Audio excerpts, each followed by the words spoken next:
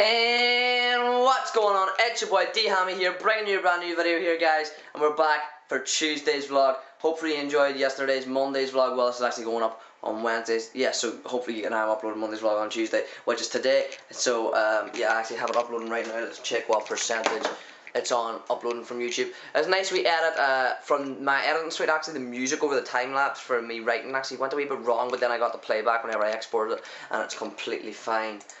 So yeah, at the moment, as you see there now, that is just absolutely wonderful. We are sitting beautifully at 97%. Focus, focus, focus.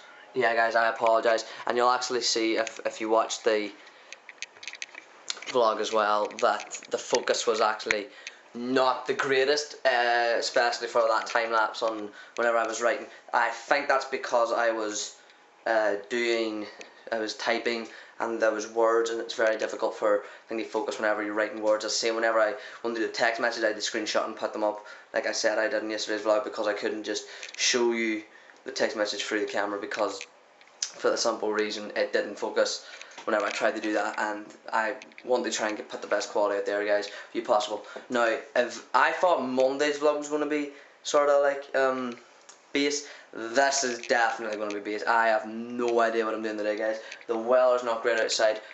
Mum's away to work. Whenever she comes back, I want to see if she wants to go down into the Dublin Dairy, I don't know, just for a walkabout. See, I have a couple of video games that I might want to go and sell, try and get a bit of money for them. I doubt I get anything.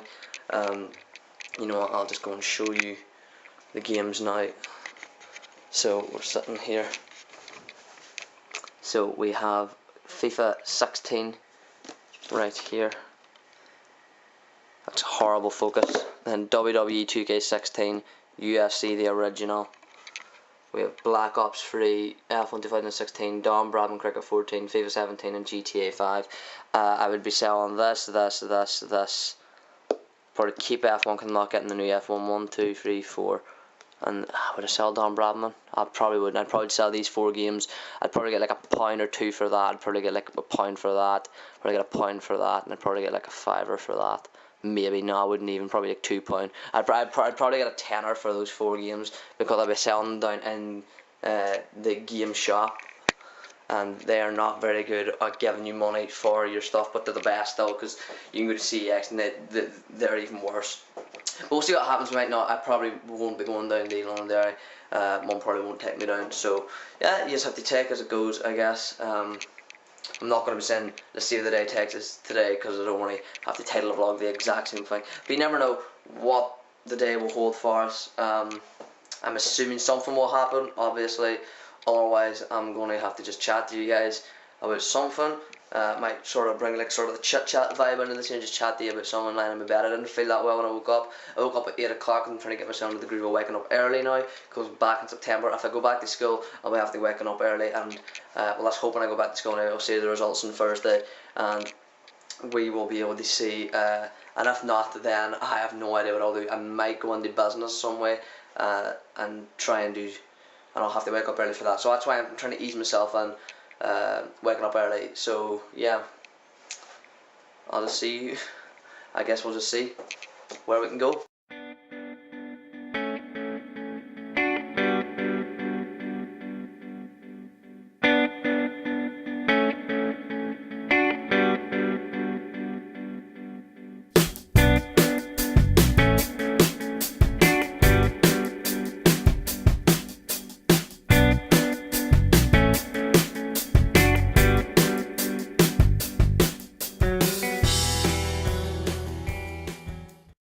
So as you've seen from the time lapse outside, it is hammering it down with rain. Like, these last 2 days, 3 days in Northern Ireland have been disgraceful.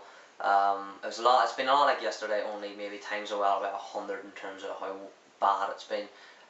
Really, really horrific. I ended up didn't go down to London Dairy because the weather was so bad, and so that's why you didn't see the scene from that. Instead, what I'm going to do to keep you guys entertained in this vlog is I'm actually going to talk to you guys about my favourite video games.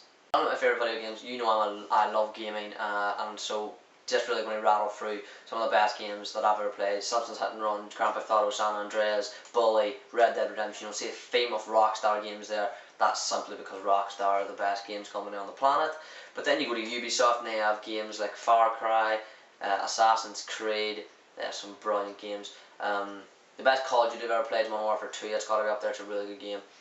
My favourite game of all time though is Grand Theft Auto San Andreas, purely based on the fact that for when it was created, the graphics were good, the story was perfect, it was long, the game was difficult, it was a difficult game, and that's what made it good. You had to be good at the game. And when it came out, I was only about 7 or 8 years old, judge of that of what you will, but that was hard, and I didn't actually complete it. It took me exactly 365 days. A year after I had got the game, I completed the game. That's, you know it's a difficult game whenever it takes you a full year to do it.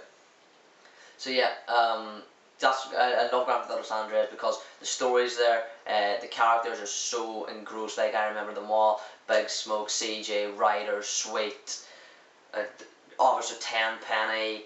They're just amazing, amazing characters. You have Caguilera, because you have Caguilera's you have to rob her casino, was it? Like sort of her hotel casino.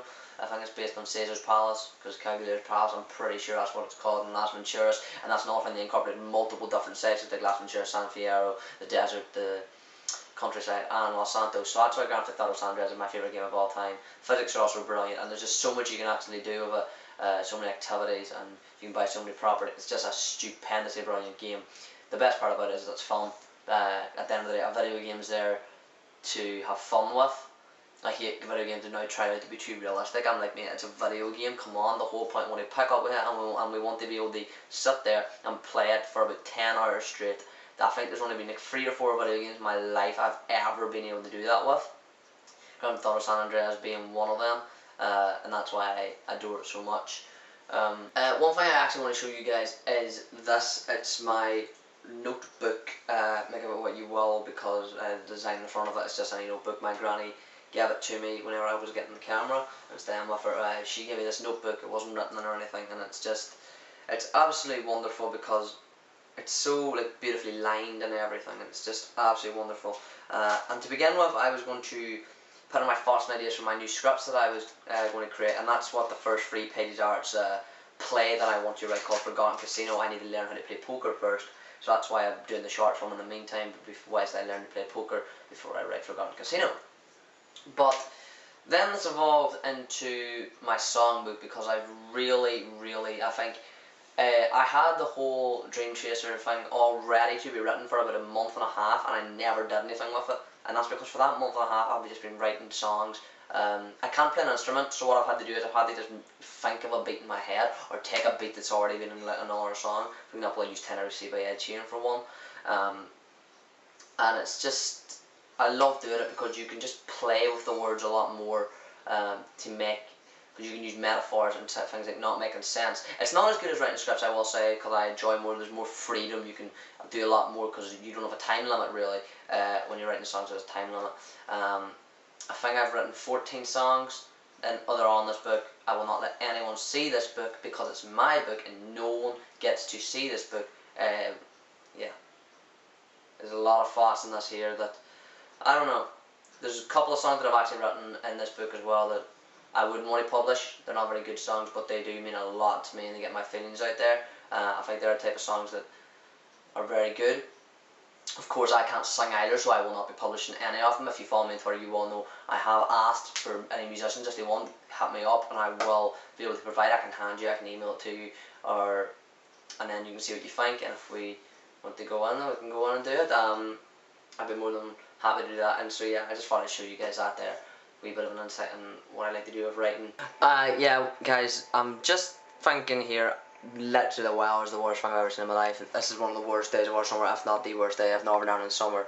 And so there's literally nothing I can do, and I do not want this vlog to be boring. It's probably been quite boring for you, even listening, even whenever I chat about the video games.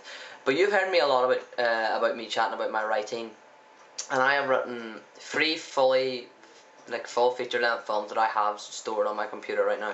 And so I'm going to read out the best scene for me that I wrote for each of them. So we're going to start off with an adapted screenplay of Need for Speed Most Wanted. The scene starts with the two drivers approach the final corner and there is a massive crowd at the finish line. The two are side by side and Harrison short shifts through 4th and 5th to 6th gear and looks over to a car transporter. Then Razor forces him towards it and Harrison accelerates towards it and jumps off of it. Harrison lands with most of the car ahead of Razor but not all of it, but then the car bounces on the ways. He lands beautifully and he bounces ahead of him, overtaking him, and then he wins the race. Mia says, "He's done it," and then Ronnie says, "Yes." Zach runs towards Harrison and gets out. They hug. Zach then says to Harrison, "You fucking did it, bro." Harrison then says back, "Thank you so much, all of you." Then Ronnie comes back and said, "It appears the outlaw is back." Then Zach said, I couldn't be happier." Harrison says yes and kisses Mia as Razor approaches. Then Ronnie says, "What happened, Razor?" Razor said, "You cheated, you took different lines." Harrison said, "But it's fair for you to try and kill me." Well, that's a rhetorical question. "I took lines to avoid crashing and it ended with me winning, and I believe that I get my car back now." Obviously, I'm not actually acting this as I would have them acted if I was directing it, but yeah. And then Razor says, "Not a chance." Harrison says, "What?" Ronnie says, "Give him the car." Zach said, "He beat you, Razor. Fairly. Hand the keys over." Razor grabs Mia, but she shoves him and slaps him across the face, and police sirens are heard. That's where the scene ends. I have the screenplay, not of a video game though, but off a book. I actually have the book in my drawer back there. It's called Double or Die, and it's a James Bond book, but it's a young Bond book.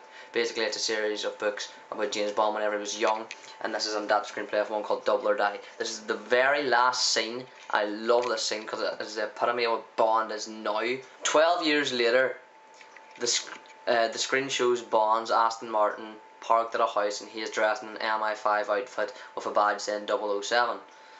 James's dialogue. "So then I wonder who this person is I need to take back to MI6. That will take work. Bear in mind, I wrote this when I was 14, 15. I could probably change that line if I wanted to, because it's not very Bondish. But yeah. Then, so he walks into the house.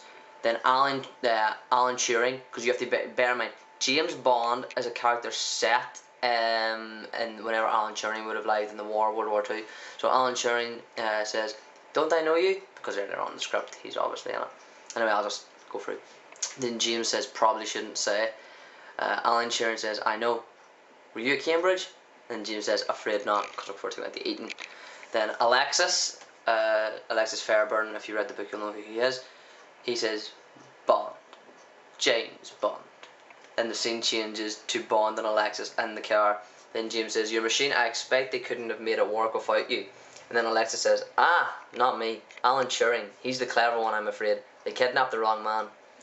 And then the last bit of dialogue is by James, and he says, "Well, your secret's safe with me. I never did understand how your machine worked and exactly what it did.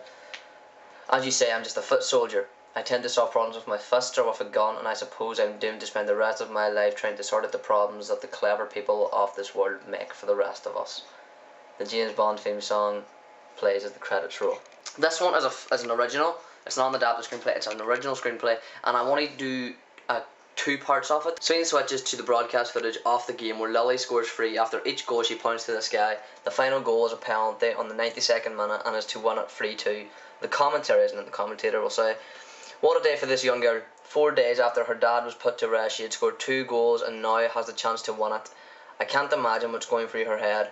Good luck, girl. Millions around the world are hoping she scores this." Lily runs up and rifles it in. She falls to the ground and cries her eyes out whilst all the players celebrate with her. As they kick off, the ref blows for full time and Lily takes her shirt off to reveal another shirt with the words "For You, Dad" written on or printed on it. The players and staff of her and the opposition form a guard of honour for her to walk through into the dressing room. The whole crowd are on their feet clapping. Scene fades out as she turns into the dressing room. This then is a character called Victor. Context, it's Lily's husband, but at this stage I believe it's at this stage it's her husband whenever he says it. And Victor says this: "Listen here, you know you've lost your dad, you've miscarried, you've torn your ACL, but you've battled back into your dream. You want to know something? When I was 14, I was told something I'll never forget by my granddad. He said, Victor, come here a second. Have you ever felt you're not good enough for something and feel as if you shouldn't be here on earth? Before I could answer, he said, I tell you to shut the fuck up. Who do you think you are, like? Life is like being a boxer. You start off low but rise up, and then you get a title shot. This title shot is against life. And let me tell you this. Life is the biggest fight you'll ever take on. And it'll knock you out. It'll knock you out. In this fight, you'll throw many punches, but life will take one right hand and knock you out. Unlike many, you and others will choose to get back up and fight back up to the title fight again. But once again, it'll take one punch. Life will take one punch and knock you out. And this will repeat over and over and over again. You'll keep getting back up and you will keep fighting life, but you'll keep getting knocked out with just one punch. But at one point, you'll fight life. And you'll be so drilled, and you'll have learned from all those previous fights that you're tougher than you think. The same thing will happen, only when life hits you, you'll only fall. You'll get back up. You'll throw combo after combo. Life will not fall. Then bam! Life throws a punch and you dodge it and counter with a 1-2, knocking it out. You've won. You're now the champion. You'll be on top of the world. This is you achieving your dream. This is what we all strive for in our life. But guess what? It's not over. You now have to defend it. Go get him. Now Lily, I'll say this to you. Who the hell are you to say that you're not playing your most beloved thing in the world? Go get them.